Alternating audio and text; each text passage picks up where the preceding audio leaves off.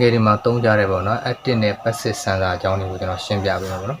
ဒါကကျွန်တော်တို့ vehicle speed sensor ပေါ့နော်ဒီ sensor ဆိုရင်ကျွန်တော်တို့ active sensor မျိုးစားလို့ခေါ်တယ်ဘာကြောင့်လဲဆိုတော့ active sensor ဆိုတာကကျွန်တော်တို့အဝင်သူ့ကိုအပေါင်းနှုတ်ပေးရတယ် power supply ပေါ့နော်5 volt ဖြစ်စေ12 volt ဖြစ်စေပေးရတယ်အဲ့လိုပေးမှသူက signal ပြန်ထွက်တယ်ပေါ့နော်ကီလိုမီတာပြတာဖြစ်စေ RPM ပြတာဖြစ်စေပေါ့နော်ဥပမာဒီလိုသုံးစားကကျွန်တော်တို့ vehicle speed sensor ABS စနစ်တွေမှာလာတာရှိမယ်နော်သုံးချောင်းဆိုရင်များသောအားဖြင့်ကျွန်တော်တို့က signal တစ်ချောင်းပါတယ်အဲ့ဒါဆိုရင် active sensor လို့ခေါ်တယ် active ဆိုတာကကျွန်တော်တို့သူ့ကို power supply ပေးမှသူပြန်အလုပ်လုပ်တဲ့ signal ထုတ်ပေးတာပေါ့နော်အဲ့တော့ကျွန်တော်တို့12 volt လည်းဖြစ်နိုင်တယ်လို့5 volt လည်းဖြစ်နိုင်တယ်အဲ့တော့ဒီဟာက active sensor မျိုးစားဘယ်ဟာတွေရှိအောင်မလဲဆိုရင်ကျွန်တော်တို့ vehicle speed sensor ရှိမယ် cam shift sensor ရှိမယ်နော် ABS sensor တွေရှိမယ်နော်ပြီးရင်ကျွန်တော်တို့ဒီမှာဒီ CKB ပေါ့နော်CKB RPM ပြပေးတဲ့ကောင်တွေပေါ့နော်ဒါဆိုရင်လည်း active sensor မျိုးစားမှာပါတယ်ဘာကြောင့်လဲဆိုတော့ကျွန်တော်တို့ကဒီသူကတွဲဖို့သူ့ကိုတွဲဖို့ကြွေးမှာ signal တစ်ချောင်းပြန်ထွက်တာပေါ့နော်တစ်ချောင်းစီပြန်ထွက်တယ်စုစုပေါင်း6ချောင်းဖြစ်သွားတယ်ပေါ့နော်အဲ့တော့active sensor မျိုးစားတွေကကျွန်တော်တို့ Hall signal တိုက်တွေဖြစ်တယ် Hall sensor တွေ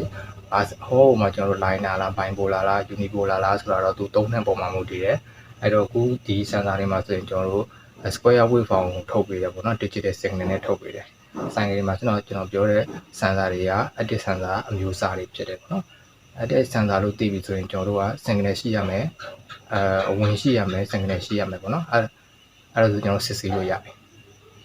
အဲ့တော့အခုနောက်တစ်ခုကကျွန်တော် passive sensor ဆိုတာကကျွန်တော်တို့ဒီဆိုင်ကမှာဆိုတော့နေစက်တာတော့ integrated sensor တွေပေါ့နော်ဒီမှာထားပါCKP တို့နော်ပါစာတို့ခေါ်တာပေါ့နော်ဒီကောင်လေးတွေကဘယ်လိုလုပ်လဲဆိုတော့ကျွန်တော်ဒီထဲမှာ coin ပါမယ် coin ကနေပြီးတော့ AC ထွက်တယ်signal ရဆိုရင်ကျွန်တော်တို့ဘယ်လိုပြောမလဲ AC signal ထွက်တယ်ပေါ့နော်သူ့ကို coin ကိုတန်းလိုက်နဲ့trigger point ပေါ့နော်ကျွန်တော်တို့တန်းလိုက် fly wheel မှာတက်တာတဲ့အပိုင်းလေးတွေကြောင့်မှသူက AC ရက်စစ်ကိုထုတ်ပေးတယ်ပေါ့နော်ဒီထုတ်ပေးတယ်အဲကြောင့်မလို့သူ့ကိုpassive လို့ခေါ်တယ်သူ့ကိုကျွန်တော်တို့ AC ကိုစီတိုင်းတော့ကနေ power supply ပေးရမလို့သူကနေသူ့ဘက်သူအလုပ်လုပ်နိုင်တယ်ပေါ့နော်ကျွန်တော်တို့ဒီပုံအပြည့်နှစ်ချောင်းပဲလာတာပေါ့နော်ဒါလည်းတရုပ်ပေါ့နော်အဲ့တော့ကျွန်တော်တို့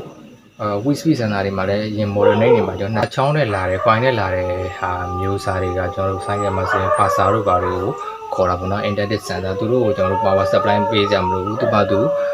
သူ AC less signal ထုတ်ပြီးတော့RPM 3စီဖြစ်စေကျွန်တော်တို့CDI ရဲ့မီးဖြတ်မှတ်ကိုပေးစီဖြစ်စေတခုသုံးတယ်ပေါ့နော်ဒီကောင်တွေကကျွန်တော်တို့integrated လား active လား passive လားသိမယ်ဆိုရင်သူ့ကိုအထဲမှာဘာနဲ့ဖွဲ့စည်းထားတယ်ဘယ်လိုစစ်ဆေးရမလဲဆိုတော့ကျွန်တော်တို့သိနိုင်ပြီပေါ့နော်ဆိုင်ကယ်မှာတော့အသုံးပြုတာဒီဘိုင်းတွေမှာကျွန်တော်တို့အသုံးပြုတယ်ပေါ့နော်ဒီ sensor လေးတွေကိုကျွန်တော်တို့ active လား passive လားပြန်လည်ရှင်းပြနိုင်တာပေါ့နော်ပြီးရင်လည်း remote mind ပစ္စည်းတွေကျွန်တော်တို့ပါလဲဆိုတာလည်းသိမယ်စစ်ဆေးမှုအပိုင်းတွေလည်းလွယ်ကူလာလိမ့်မယ်ပေါ့နော်ဒါလေးကိုကျွန်တော်ကမျှဝေပေးခြင်းဖြစ်ပါတယ်